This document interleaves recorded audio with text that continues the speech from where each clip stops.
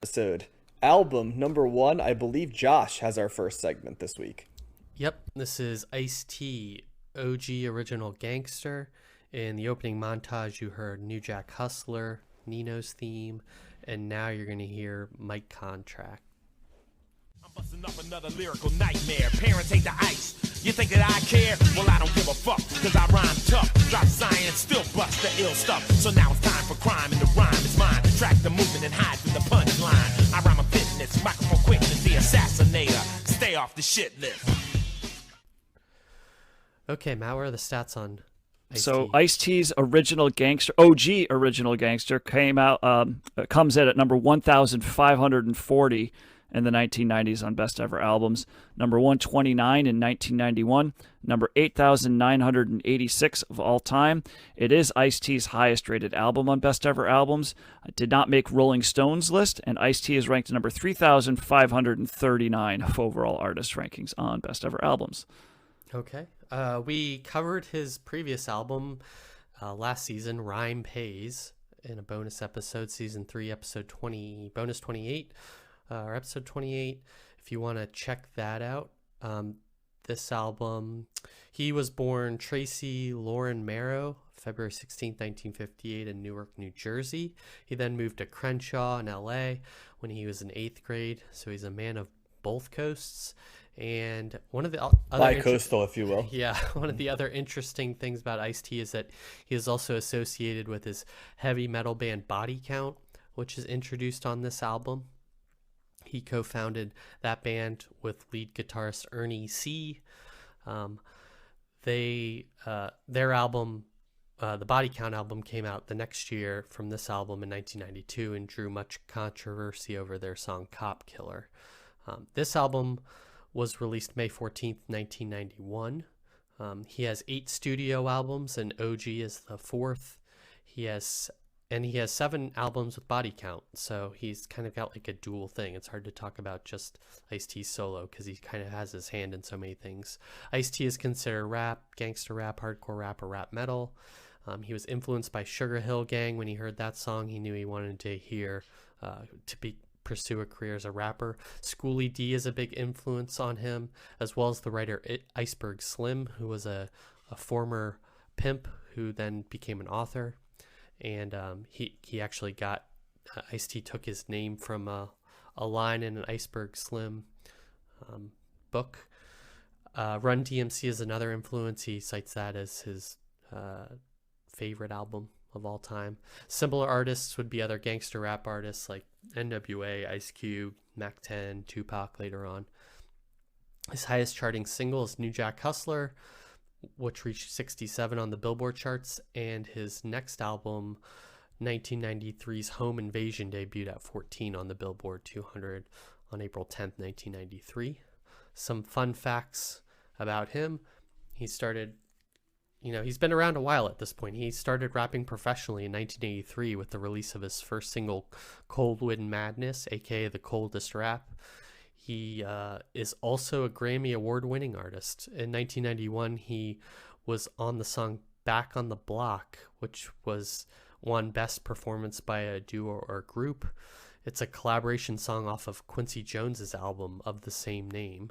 And he won a Grammy in 2020 for his Best Metal Performance with Body Count for the song Bum Rush.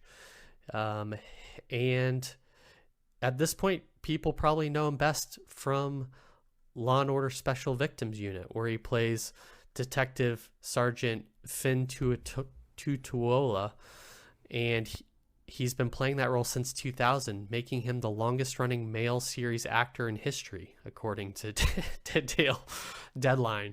So that's definitely what I think of. He's transcended his rap career and into acting. He's kind of always been acting also alongside his rapping, starting in 84. He was in small appearances in movies, but I think now he's just primarily, he's also in Body Count. He hasn't done any solo work recently, let's put it that way. So that's all I got from him. He does have a interesting history and upbringing and youthful upbringing with all the crimes he committed and and other things like that. So he's definitely living up to his persona on the album, but he's also, you know, a well thought out person, and seems to. I just find it ironic that he's now known for like playing, you know, cops and and other things like that as a actor. Anyway, let's talk about the album. What did you guys think of OG Original Gangster? Matt, why don't you take the first take and then I'll jump in. Okay. Yeah, oddly enough, he's not only is he playing a cop, but he also, well, I didn't know he won a Grammy. So doesn't he like talk about in this record, like, I'm never going to win a Grammy. Like, I don't care about that, you know? So yeah, I was familiar with the New Jack Hustler song. Was that on New Jack City? Was that Yes. was he in that? Yes. Was he in that He movie? was in New Jack City. Yes. Okay, so that's probably from that. So yeah, so I certainly remember that song, yeah, I liked this. I thought that this was it was a long record. I mean, this is like over 70 minutes, right? Yeah. And this is kind of, you know, the rap album that you're getting more of the skits, you know, that became prominent in 90s rap albums. There's several in here, and some of them are pretty funny. Like, There's a couple that are truly great. yeah, it's just the one where he's talking about, cause like, what is it? Evil E, what about sex? So Evil E's Yes. trying to get him to rap about sex, and he just describes this like woman, and he's like, "What happened?" He's like, "I fucked her." That was it. That's the end of it. You know, it's like that. That was the story. You know, It did make me laugh out loud Yeah. all the times I listened to it each time. Yeah. So I a couple of things that stood out to me. I really liked Ice-T's voice. I think he's got a good voice for this type of genre. He seems to really own, it really embedded into this music is, his voice just is very easily tied with that, right? He's clearly rapping a lot about their street life. It's a very social.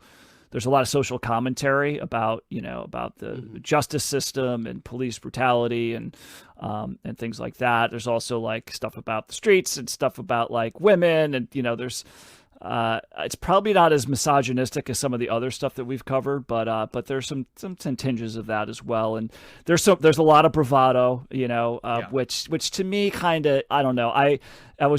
It was interesting listening to this record right after listening to, we did back-to-back Tribe Called Quest and Gangstar, which I think overall is stuff I'm going to gravitate a little bit more towards that style. Yeah. If only because it's a lot easier to listen to those albums like in public. This is a hard album for me to listen to in my house or at work, or so I only listened to it twice when I was in my car, driving to and from work there. So there's a little bit of it that's going to downgrade it a little bit. It's just harder to listen to certain things, as a whole.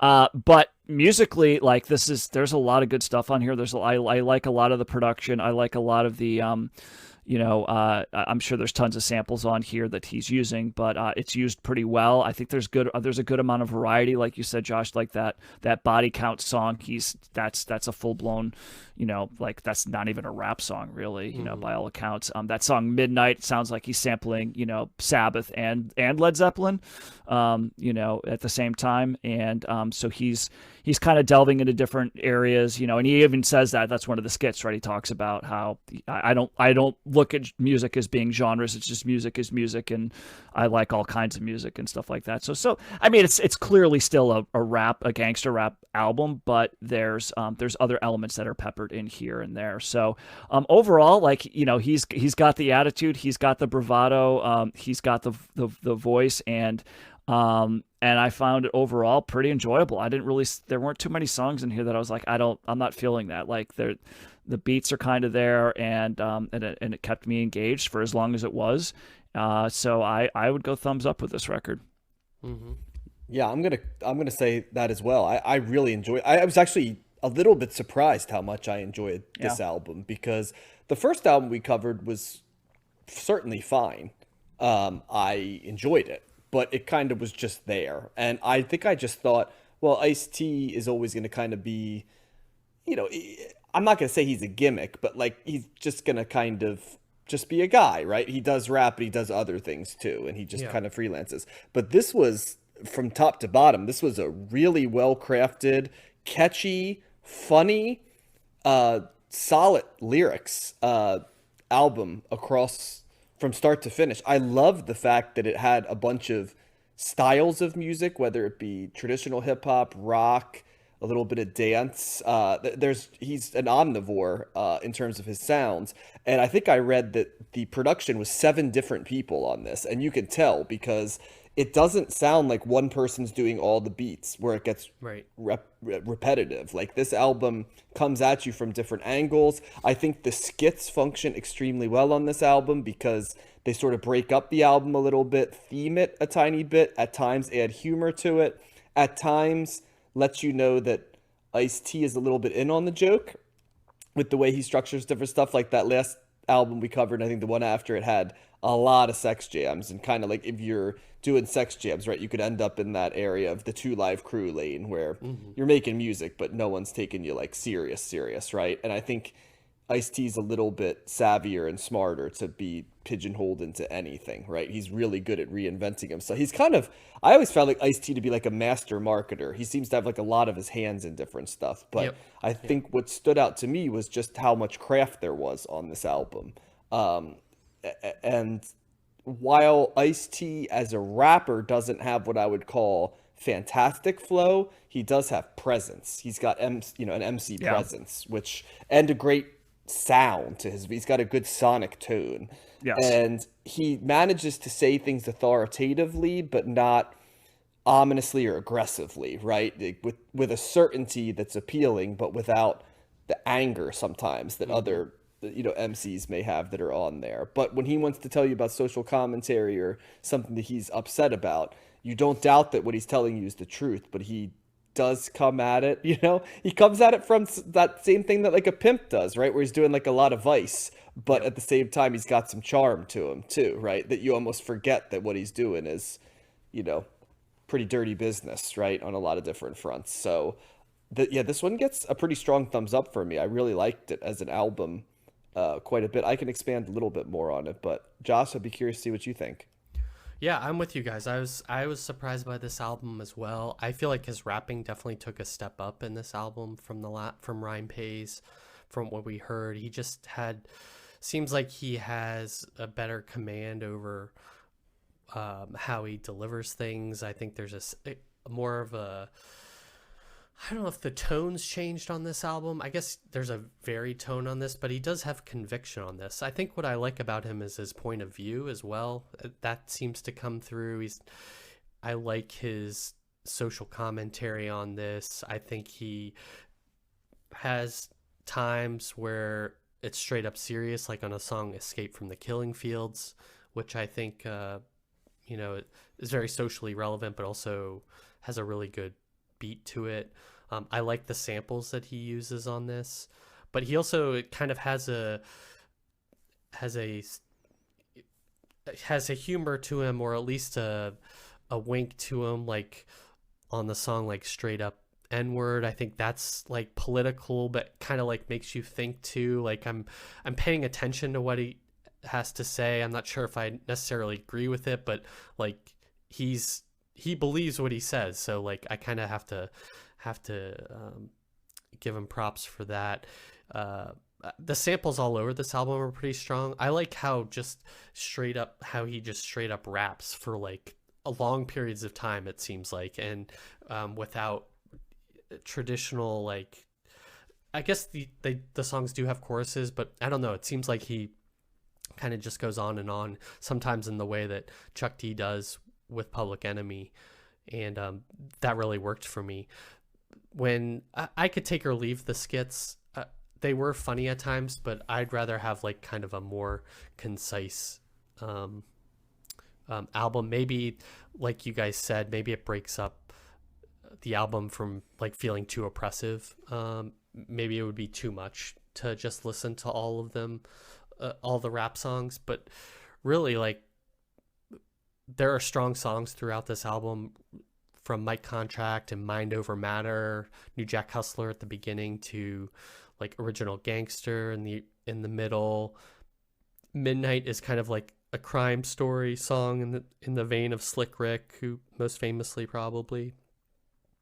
And that's kind of that type of song is throughout all of rap, but he does it well here. And then the end, like Lifestyles of the Rich and Infamous, Body Count, Escape from the Killing Fields, Pulse of the Rhyme, The Tower.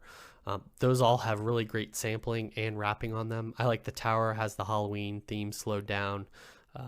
That's kind of got this menace to it that I appreciate. And Pulse of the Rhyme has this horn sample that I really like. So he's not really reinventing the wheel. You know, I think we've heard other bands like Tribe and even Gangstar that kind of take rap or take it in a different direction. I think this is kind of a refinement of gangster rap, or at least like, you know, he's not like creating new samples in the way that Q-Tip is, but what I think he picks works really well and complements. Well, he is his doing rapping. one thing. He is bringing metal into rap. Yeah, that's for true. sure. Mm-hmm. Yep. Yeah. The introduction of Body Count here. The Black Sabbath sample. Yep. That's true. Good point. And I don't know. I just appreciate like he ends the album like commenting on Desert Storm and like people having to go to war needlessly, and he's just very outspoken in that way, and I think I appreciate that as well. So I really like he's his own man, and I think he just is confident in what he's saying, and that kind of wins me over as well, or at least I respect that. So yeah, thumbs up for me on this one. He was older than you think he would be when he was in his 30s when this album came out, and I think I read that is he like 66 or something right now, which is kind of crazy to think about because I do not process him as like 66 years old. He was born in February of 58. Yeah, so he's 65 now, right? 65. Okay, so around there. You mentioned a lot of the songs I like too, Jess. I really like the beat on the song Bitches 2, and I also like how it seems like there was another song called Bitches that would be Bitches 1, but actually the chorus is Bitches 2, like TOO, but he puts the 2 just to throw it around, so that did make me chuckle as well. I'm like, I wonder where Bitches 1 was. I was like, oh no, it's like Bitches 2, you know what I mean? Oh, Bitches like also. Yeah. Yes, yeah. So, good stuff. Mm-hmm. So, yeah, I'm going to disagree with you on the skits, though. I enjoy a good old... Although, not as much on this one, but we're going to enter a period pretty soon where at least 80% of hip-hop sketches do not pass the modern-day test. Like, we're going to often revisit sketches that are going to... We're going to have that struggle of we're going to laugh at them, and then we're going to probably have to look to see whether it's problematic that we're laughing at them. So yeah, and I would say if somebody has a problem with the length of this as being too long of a record, if you eliminated the skits, that's not really where you're going to be. You know, no. You're not going to be cutting back a lot of time. There's a couple of them that are less than a minute. You know, so to me it's fine for what it was. Yeah, perfect. So 3 thumbs up. It sounds like. Yeah. Good stuff.